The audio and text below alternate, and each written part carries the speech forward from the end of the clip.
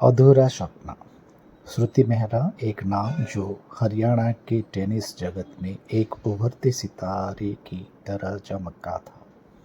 बचपन से ही उसके हाथ में रैकेट और आंखों में भारत के लिए खेलने का सपना था।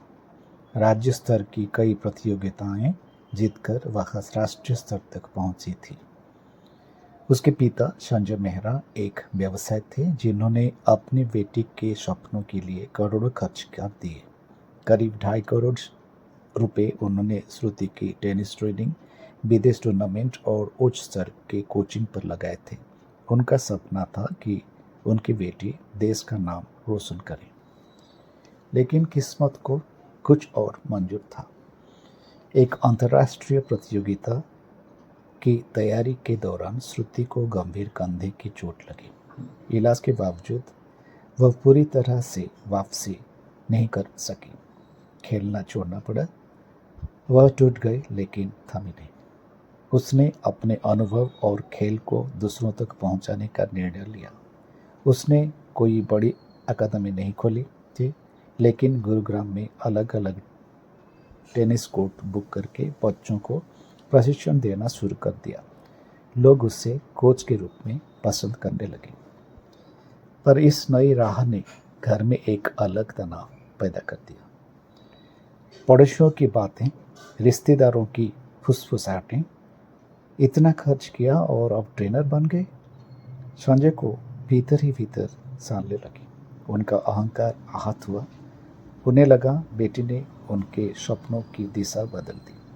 वह जिसे अपनी विरासत मानते थे, वही अब उन्हें चोट दे रही थी। 9 जुलाई की शाम श्रुति अपनी माँ के साथ थी, लेकिन पिता से बहस हो गई। बहस बढ़ती गई और एक क्षण में 4 गोलियां चल गई। श्रुति वहीं गिर पड़ी अपने अधूरे सपनों के साथ। पूरा देश हिल गया। राष्ट्रीय टेनिस खिलाड़ी की पिता द्वारा हत्या। हर अखबार में यही छपा। जांच में सामने आया कि न यह इंस्टाग्राम की वजह से हुआ था, न किसी लड़के की वजह से। यह पुरुष अहंकार, सामाजिक दबाव और टूटे हुए सपनों की वजह से हुई एक भयंकर भूल थी। आज गुरुग्राम की वही कोर्ट जहां वह कोचिंग देती थी, वहां उसकी तस्वीर लगी है। छोटी बच्चियां रैकेट लिए उसकी राह पर चल रही हैं। माँ शांति देवी एक कोने में बैठी हर दिन उसे याद करती हैं। श्रुति आज हमारे बीच नहीं है, पर उसकी कहानी मेहनत, संघर्ष और उस सामाजिक मानसिकता के खिलाफ आवाज़ बन गई है जो बेटियों को सपनों से दूर खींचती है। उसने शायद आखिरी मैच नहीं खेला, पर वह जिंदगी के सबसे बड़े खेल में जीत गई, एक प्रतीक बनकर।